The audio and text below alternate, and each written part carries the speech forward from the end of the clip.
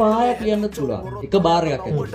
ඒ කැඩෙන විදිහ ඒ වලට කියන්නේ මොකක්ද ඒකට කියන්නේ නම අන්තෙන් එන්නේ ඉන්න රැපර්ස්ලට ඒවා යූස් කරනවා නම් යූස් කරන්නේ කොහොමද අන්නේ ස්ටයිල් දෙක තුන ගැන පොඩ්ඩක් කියන්න. ගොඩක් වෙලාට දැන් ට්විස්ටිං කියනවනේ 94 අගදී ඉපදුණු මම්ම කොල්ලඹ 94 අගදී ඉපදුණු මම්ම කොල්ලඹ. ඒ කියන්නේ ඉපදුණු මම්ම කොල්ලඹ නෙමෙයි 94 අගදී ඉපදුණු මම්ම කොල්ලඹ නෙමෙයි කියන්නේ 94 අගදී ඉපදුණු මම්ම කොල්ලඹ ඉපදුණු මම්ම කොල්ලඹ ඉපදුණු ඒකද ට්විස්ටිං.